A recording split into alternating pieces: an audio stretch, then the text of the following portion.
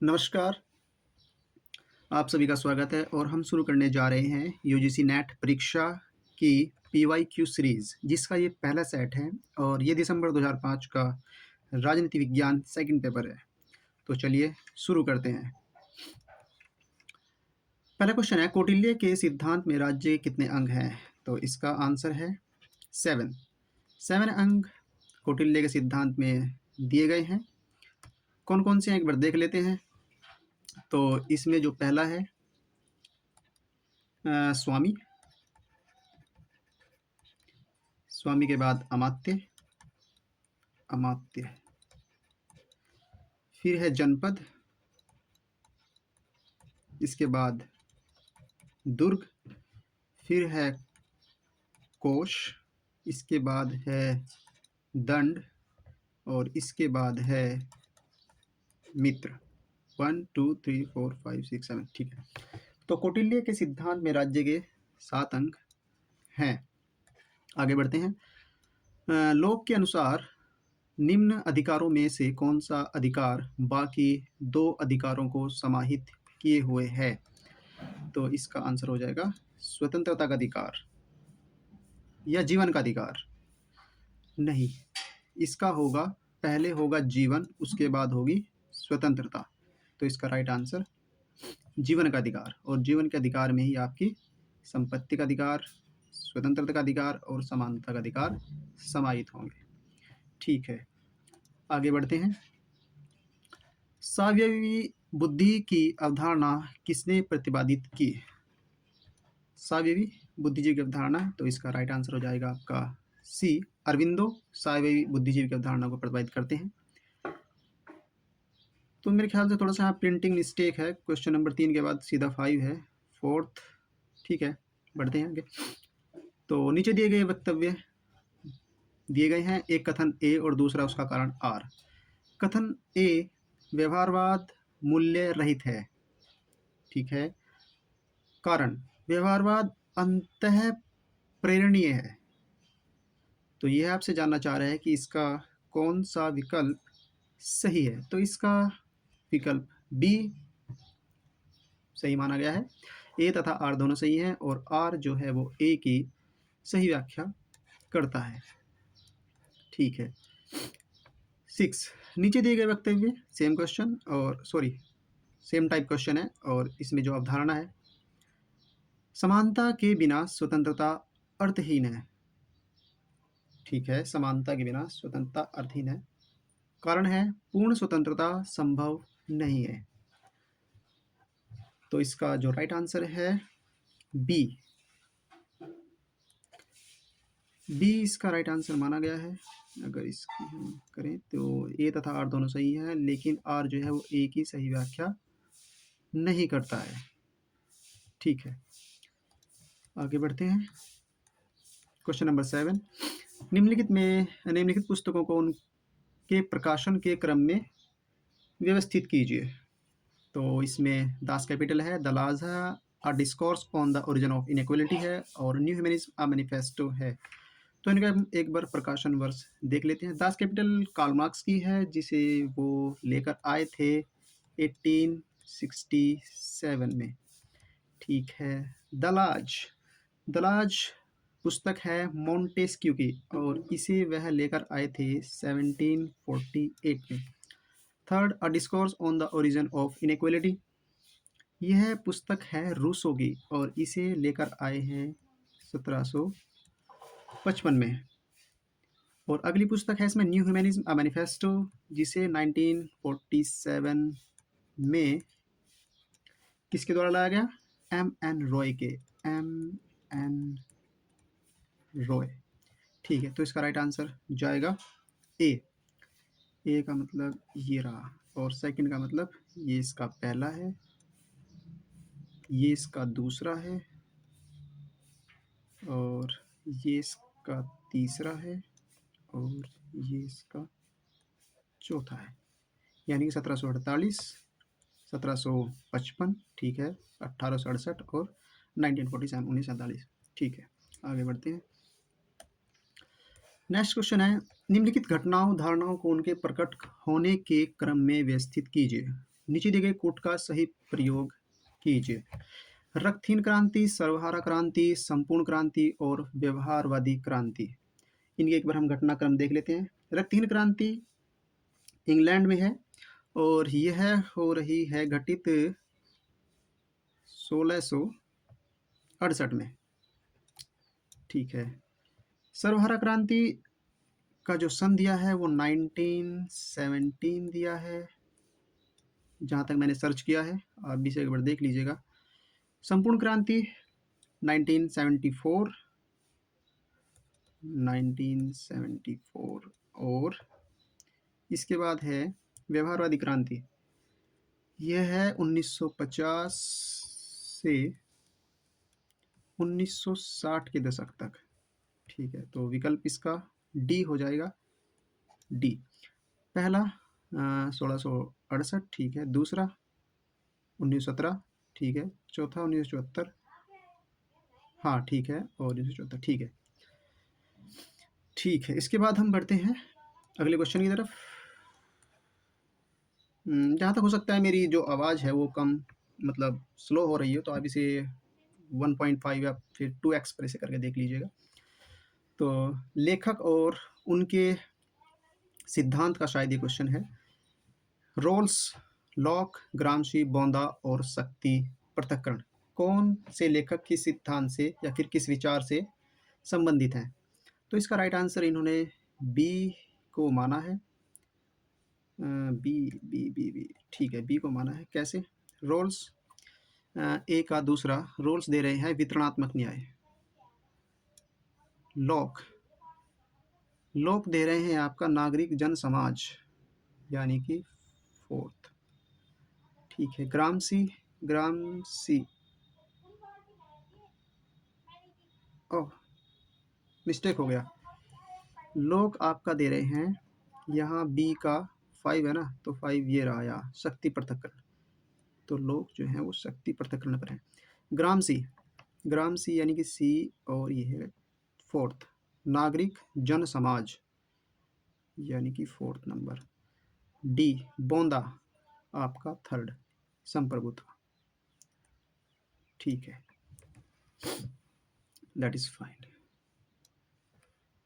तो हम बढ़ते हैं आगे। क्वेश्चन नंबर 10, सूची 1, सूची सेकंड, और यहाँ कुछ राइटर्स हैं और उनकी बुक हैं। गांधी, अरविंदो, प्लेटो, हीगल, और उनकी बुक्स के नाम दिए गए हैं। तो शुरू करते हैं।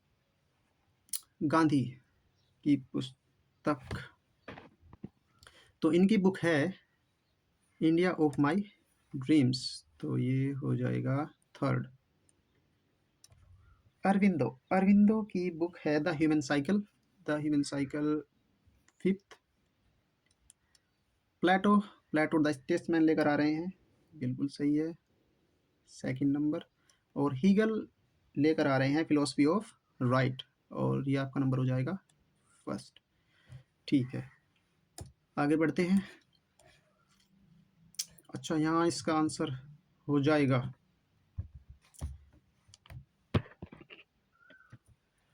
डी। ठीक है, आगे बढ़ते हैं। नेक्स्ट क्वेश्चन है, निम्न में से सरकार के तुलनात्मक अध्ययन का प्रणेता किसे माना जाता है? तो इसका हो जाएगा अरस्तु, अरस्तु। सेकंड क्वेश्चन, तुलनात्मक राजनीति एक स्वायत्त विषय के रूप में कब उत्पन्न हुई? तो यह हुई 20वीं सदी के छठे दशक में। ठीक है, निम्न में से संघीय सरकार की मूल विशेषता कौन सी है? 13, और संघीय सरकार की विशेषता होगी इसमें केंद्रीय व इकाइयों के बीच शक्तियों का विभाजन। नेक्स्ट क्वेश्चन है, राजनीतिक संचार से जुड़ी हुई अवधारणा कौन सी है? तो अतिभार की अवधारणा जो है वो राजनीतिक संचार से जुड़ी हुई है। सत्ता की आवश्यक विशेषता है, तो वैधानिकता, बी। नीचे दिए गए वक्तव्य 16 क्वेश्चन हम पढ़ रहे हैं। एक कथन तथा उसका कारण है, कथन है अधिकतर विकासशील देशों में प्रजातंत्र सफल नहीं हुआ है। अधिकतर विकासशील देशों में, तो देखा जाए भारत में यह सफल है। और उसके पड़ोसी देशों की बात करें तो वहाँ थोड़ी खटपट रहती है। कारण क्या है? विकासशील देशों में सहभागी राजनीतिक संस्कृति की कमी है। दोनों सही लग रहे हैं मुझे, और इसका जो राइट आंसर दिया है ए, बिल्कुल ए और आर दोनों सही है। ठीक है, आगे बढ़ते हैं। नीचे same question type, American senate विश्व का सबसे अधिक शक्तिशाली दूसरा सदन है। ठीक है, कारण अमेरिकन सीनेट तथा प्रतिनिधि सदन की शक्तियां समान है, और इसका राइट आंसर दिया है सी। ए सही है पर आर गलत है। यहाँ पर आपका ए सही है पर आर गलत है। ठीक है, आगे बढ़ते हैं। 18वां क्वेश्चन है, निम्नलिखित विचारों और धारणाओं को उनके प्रकट होने के क्रम के अनुसार व्यवस्थित करें। नीचे दिए गए कूट का प्रयोग करें। तो 18वां क्वेश्चन को इसका राइट आंसर हो जाएगा बी। बी ठीक है, 3, 2, 4, 1। तो सबसे पहले कानून की उचित प्रक्रिया 1 नंबर पर है। दूसरे नंबर पर नंबर 2 विधि का शासन है। तीसरे नंबर पर प्रजातांत्रिक केंद्रीयवाद है। और 4th नंबर पर 4 नंबर पर आपका प्रतिसंभरण चाप। ठीक है, 19वां क्वेश्चन है, निम्नलिखित पुस्तकों को उनके प्रकाशन के क्रम में व्यवस्थित कीजिए। ठीक है, तो the political of developing areas, यह पुस्तक आई 1971 में। 1971, और इसे लेकर आ रहे हैं एलन रोल। एलन रोल, ठीक है। मॉडर्न पॉलिटिक्स एंड गवर्नमेंट, इसे सॉरी हमारा कुछ शायद मिस्टेक हो गया है। The political of developing areas, the political of developing areas 19, अच्छा जो ये 1971 एलन रोल हैं, यह मॉडर्न पॉलिटिक्स एंड गवर्नमेंट को लेकर आ रहे हैं। तो मॉडर्न पॉलिटिक्स एंड गवर्नमेंट, इसे आप यहाँ मान लीजिए, sorry for mistake. The political of developing areas, the political of developing areas,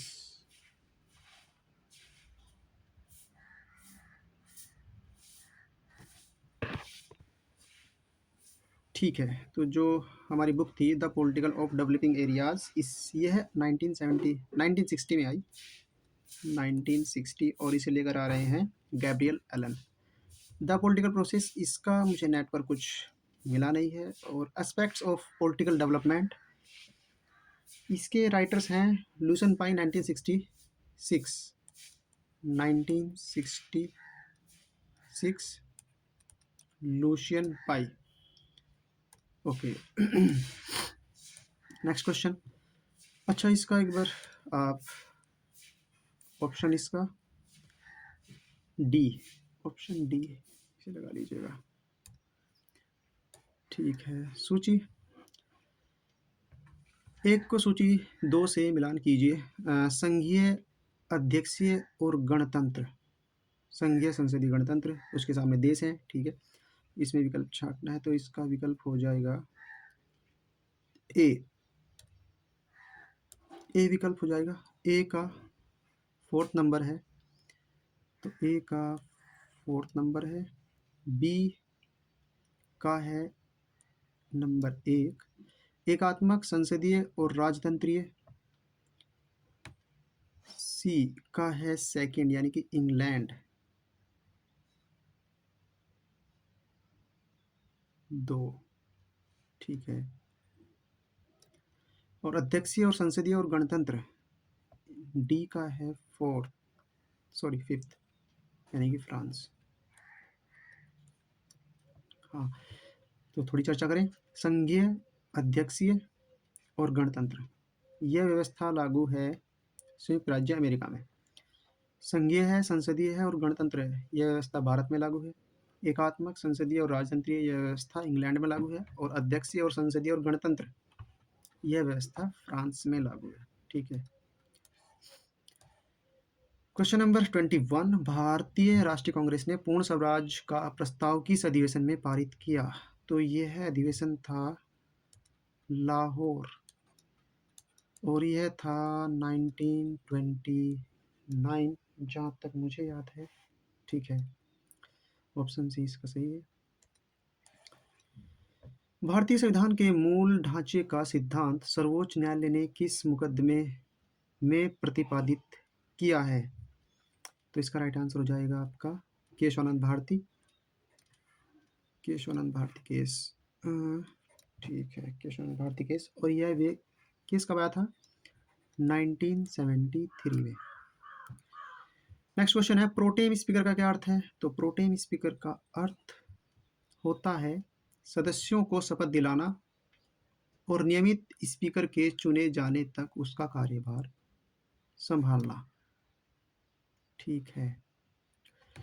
अभी जो प्रोटेम स्पीकर मेहताब नाम था कुछ उनका, जब तक कि ओम बिरला जी ने पदभार को नहीं संभाल लिया अभी नवगठित सरकार की अगर हम बात करें। नेक्स्ट क्वेश्चन, निम्न में से कौन सी संस्था की अध्यक्षता एक गैर सदस्य करता है? तो लोकसभा, राज्यसभा, विधानसभा, विधान परिषद। गैर सदस्य यानी कि वह सदस्य उस सदन का सदस्य नहीं है। ठीक है, और इसका जो आंसर है राज्यसभा।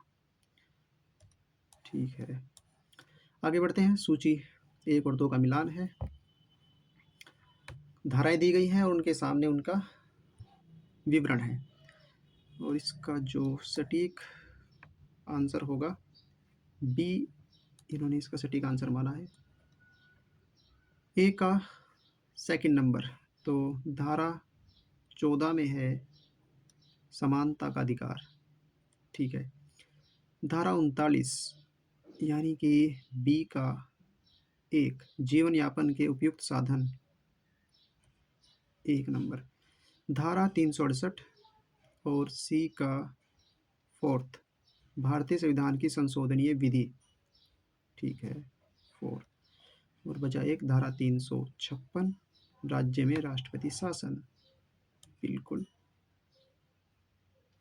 सही, 4 नंबर पर ये था और ये आपका 3 नंबर है।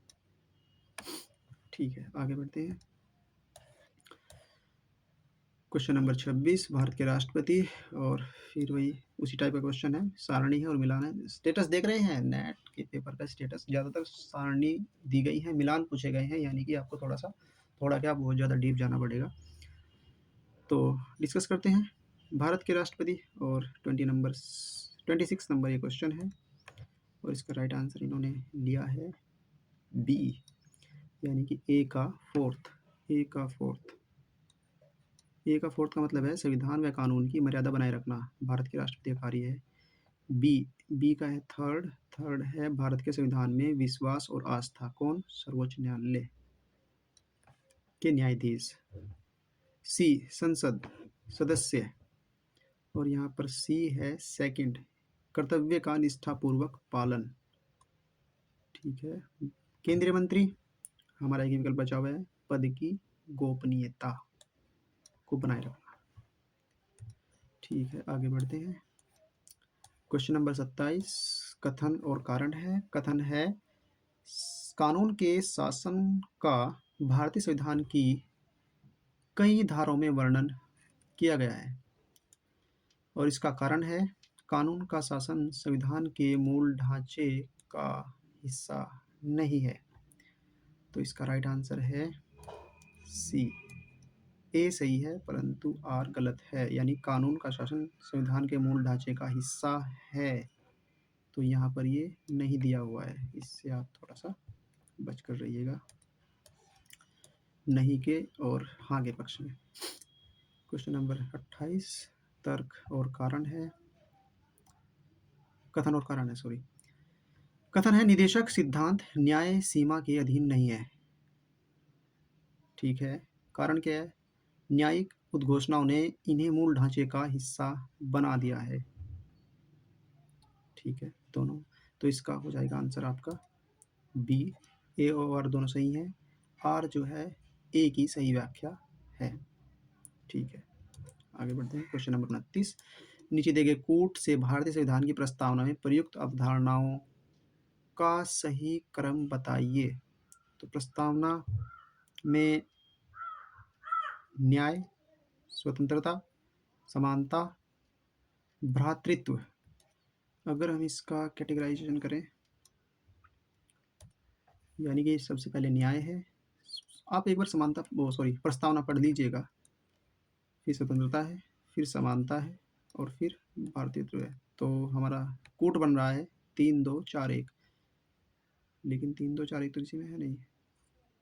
हाँ, 4-2, सॉरी, 4-2-1-3, 4-2-1-3, सी हमारा कूट बन रहा है। ठीक है। नेक्स्ट, भारत में राष्ट्रपतियों का सही क्रम बताइए। भारत में राष्ट्रपतियों का सही क्रम, तो एक बार देख लेते हैं। जाकिर हुसैन जी 1967, ये हमारे राष्ट्रपति हैं 1967 से 69 तक। ठीक है। जाकिर हुसैन के बाद आते हैं वीवी गिरी जी, और इनका कार्यकाल है 1969 से 74। इसके बाद आते हैं फ़खरुद्दीन अली अहमद, ये आपके 74 से 77 तक। और इसके बाद आते हैं आपके संजीव रेड्डी 77 से 82 तक। तो इसका सही कूट सी 3-2-1-4, 3-2-1-4। ठीक है, आगे बढ़ते हैं। निम्नलिखित में से कौन सा संगठन सिद्धांत अभिप्रेरण को प्रोत्साहित करता है? तो इसका राइट आंसर हो जाएगा आपका डी, कार्य विभाजन। ठीक है। नेक्स्ट क्वेश्चन है, लोक सेवाओं में सुधार से संबंधित पेंडेलेटन एक्ट 1883 1883 किससे संबंधित है? तो यह संबंधित है यूएसए से। पेंडेलेटन एक्ट 1883। 33 क्वेश्चन, मैक्स वेबर के अनुसार पूर्ण रूप से विकसित नौकरशाही की कुछ विशेषताएं हैं। कूट दिए हैं, कौन कौन सी विशेषताएं हैं? पद सोपानिक व्यवस्था, निर्वाचन पर आधारित पदाधिकारी, उपलब्धि आधारित पदोन्नति मात्र, वस्तुपरक योग्यता आधारित चयन। तो इसका हो जाएगा आपका डी, केवल पद सोपानिक व्यवस्था है और वस्तुपरक योग्यता आधारित चयन है। नेक्स्ट क्वेश्चन की तरफ चलते हैं। उस विद्वान का नाम बताइए जिन्होंने कहा कि नौकरशाही वह घेरा है जिससे कोई नहीं बच सकता। इसका सोपान ज्ञान का सोपान है। इसका सोपान ज्ञान का सोपान है। ठीक है, और इसका राइट आंसर हो जाएगा आपका कार्ल मार्क्स। कार्ल मार्क्स इसका तो कहते हैं। नेक्स्ट क्वेश्चन, उस अवधारणा को पहचानिए जिसका संबंध रिग्स के साला प्रतिमान से नहीं है। तो बहुल आदर्शात्मक अवधारणा में इसका सही आंसर बैठता है। स्टील अथॉरिटी ऑफ इंडिया पूछ रहा है क्या है, एक सरकारी निगम है, एक विभागीय प्रतिष्ठान है, या फिर एक होल्डिंग कंपनी है, या फिर एक निजी सीमित स्वामित्व है। तो स्टील अथॉरिटी ऑफ इंडिया है आपकी holding company, steel authority of India. ठीक है, थोड़ा सा जान लीजिए इसके बारे में। ये एक तो महारत्न कंपनी है। ठीक है, और इसका जो स्थापना है वो है 1973। कुछ याद आया? 1973 थे से केशवानंद भारती केस, याद रखिएगा। और क्या, हेडक्वार्टर इसका नई दिल्ली है। इसका जो हेडक्वार्टर है वो न्यू दिल्ली है। ठीक है, आगे बढ़ते हैं। 937 क्वेश्चन है और ये फिर से मिलान वाला क्वेश्चन इन्होंने दिया है। W.F. Willoughby, introduction to the study of public administration, ये बुक्स हैं। Principle of administration, ideas and issues in public administration, the elements of administration, और इस तरफ राइटर्स हैं एल डी वाइट है, एल उर्विक है, ड्वाइट वाल्डो है। तो इसका सही आंसर होगा डी। और ए का सेकंड है प्रिंसिपल ऑफ एडमिनिस्ट्रेशन। काफ़ी टफ पढ़ते हैं ऐसे क्वेश्चन जो बुक्स और राइटर्स वाले देते हैं, तो काफ़ी ठीक से पढ़ना होता है। एल डी वाइट यहाँ पर बी का है पहले यहाँ introduction to the study of public administration. L Urwick सी का है फोर्थ, यानी कि द एलिमेंट्स ऑफ एडमिनिस्ट्रेशन। और ड्वाइट वाल्डो ये है आपका third, ideas and issues in public administration. ठीक है, आगे बढ़ते हैं। क्वेश्चन नंबर 38 मिलान है। ठीक है, बढ़िया, ये काफ़ी इंपॉर्टेंट है क्वेश्चन।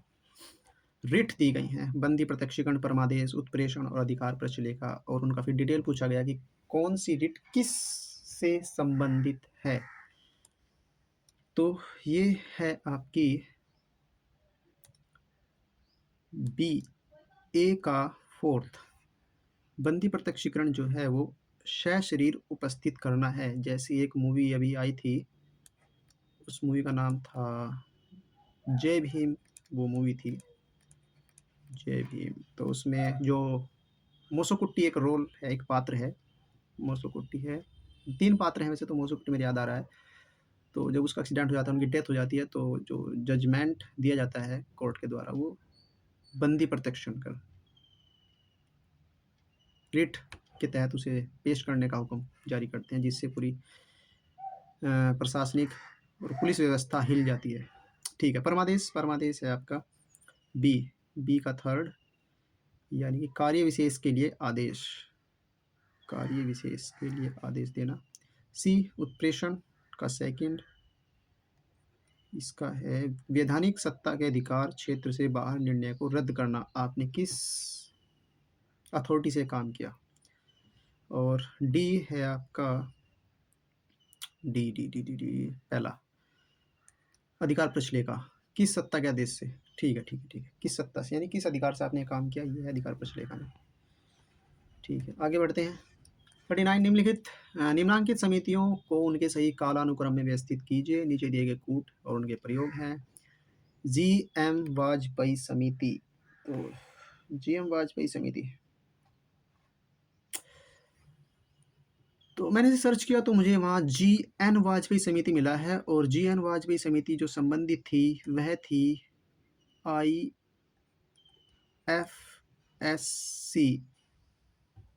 क्या था, international finance service commission, no committee, हाँ कमेटी है। और ये है आपकी 2021 में इसने अपनी रिपोर्ट प्रस्तुत की, 2021। फिर आपकी है संथानम समिति आपकी संबंधित है किससे, 1962 to 64, study of corruption in India, यानी कि भ्रष्टाचार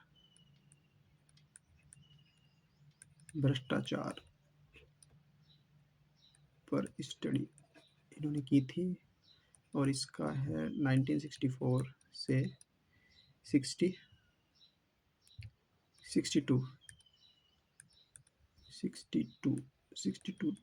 to 64। ठीक है, अशोक मेहता समिति आप बुक भी जानते हैं क्योंकि आप पॉलिटिकल साइंस के स्टूडेंट हैं। और ये आपकी पंचायती राज व्यवस्था से संबंधित है। आँख बंद करके आप इसे लगा सकते हैं ऑप्शन को।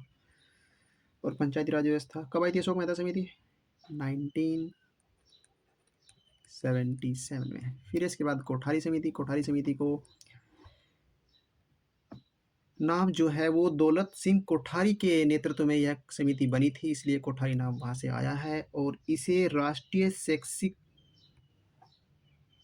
पैटर्न या फिर शिक्षा प्रणाली की समीक्षा के आधार पर इसे बनाया गया था। भारतीय शिक्षा आयोग के नाम से इसे जाना जाता है और ये है 10+2+3 के फॉर्मूले पर बेस है। 10 आपकी जो जनरल एजुकेशन है, ये आपकी सेकेंडरी हायर एजुकेशन है और ये आपका यूनिवर्सिटी प्रोग्राम है, 3 ईयर यूनिवर्सिटी प्रोग्राम। इस बेस पर इसने अपनी रिपोर्ट सबमिट की थी। कब? 1964 से 1966, यानी कि 1964 टू 66। ठीक है, तो अब चलते हैं इसके सॉल्यूशन की तरफ। तो कौन सा इसका विकल्प सही बैठ रहा है, आप देख लीजिए। 39 क्वेश्चन है और इसका विकल्प है डी।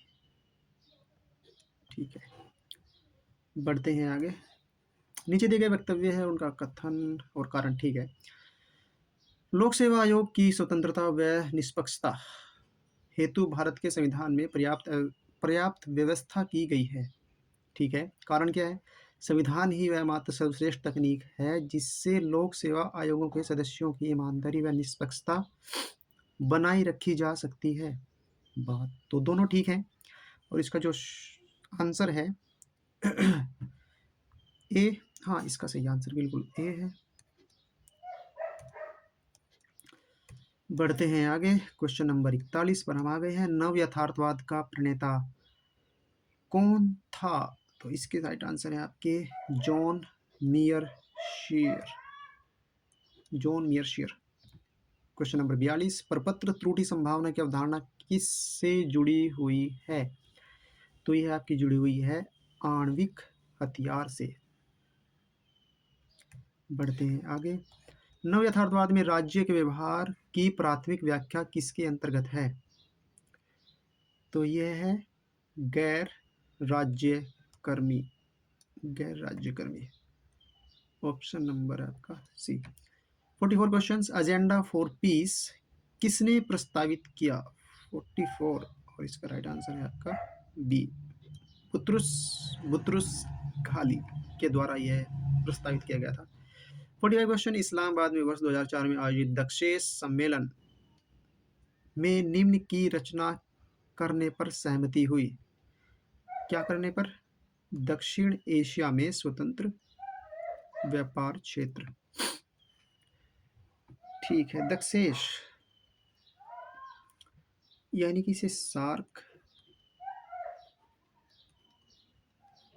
कहा जाता है और इसकी जो स्थापना है वो है 1987 और सार्क का जो हेड क्वार्टर है वह है काठमांडू, नेपाल में।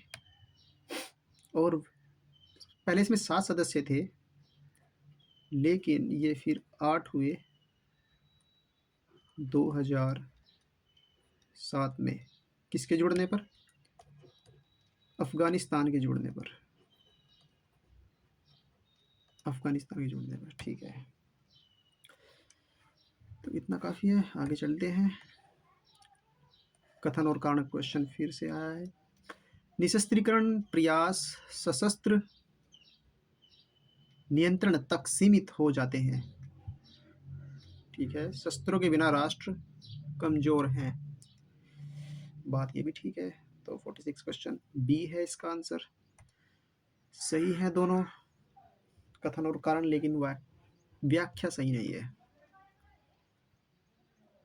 अब बढ़ते हैं हम 47 क्वेश्चन की तरफ। कथन और कारण है। कथन क्या है? खुश्चेव ने शांतिपूर्ण और सहअस्तित्व का सिद्धांत प्रस्तावित किया। कारण क्या है? आणविक युद्ध जीता नहीं जा सकता। तो इसका 47 क्वेश्चन है और इसका राइट आंसर आपका है बी। ओके, ए और आर दोनों सही हैं और आर जो है ए जो है वो आर की सही व्याख्या नहीं करता है। 48 क्वेश्चन पर हम हैं। निम्न क्षेत्रीय समूह के उदय का सही क्रम बताइए। क्वेश्चन अच्छा है। आसियान, ओपेक, सार्क और अपेक और ओपेक। अपेक मैंने ढूंढा है पर मुझे सर्च मैंने किया था पर मुझे नहीं मिला। सार्क आपने भी देखा है। 1987। क्वेश्चन नंबर आपने 45 में देखा था। आसियान, आसियान का जो ओरिजिन है वो 1967 है। ठीक है। ओपेक, जो ऑयल वाला ओपेक है उसका है 1960। रहा एपेक तो मुझे नहीं मिला, आप सर्च कर लीजिएगा, हो सकता है आपको मिल जाए। बढ़ते हैं अगले क्वेश्चन की तरफ। 49 सूची है और कोट दिए हुए हैं। ये सभी प्रधानमंत्री हैं और इनकी नीतियां हैं जिन्होंने घटनाक्रम प्रभावित किया है। तो इसका जो आंसर है सी, इन्होंने इसका राइट आंसर लिया है। देखते हैं पीवी नरसिम्हन राव, और यहाँ पर ए का थर्ड है पूर्व की ओर देखने की नीति। ठीक है, यानी कि third PV Narasimha. Okay. Morarji Desai, Morarji Desai आपके फोर्थ नंबर पर हैं। और फोर्थ विश्व गुट निरपेक्षता 4। अटल बिहारी वाजपेयी, क्या हो सकता है? विशुद्ध गुट निरपेक्षता, ये तो हो चुका। पोखरण द्वितीय, सॉरी पोखरण द्वितीय और 6 राष्ट्रीय निःशस्त्रीकरण पहल, तो मेरे ख्याल से सेकंड होना चाहिए। सी का सेकंड 1919 के आसपास पोखरण का प्रक्षेपण हुआ था, पहला है ना इसका। हाँ ठीक है। राजीव गांधी, ये आपके 6 राष्ट्रीय निःशस्त्रीकरण पहल हैं। और इसका कौन आंसर बचा है? 2 बचा है बस। ठीक है, आगे बढ़ते हैं आपके लास्ट क्वेश्चन की ओर।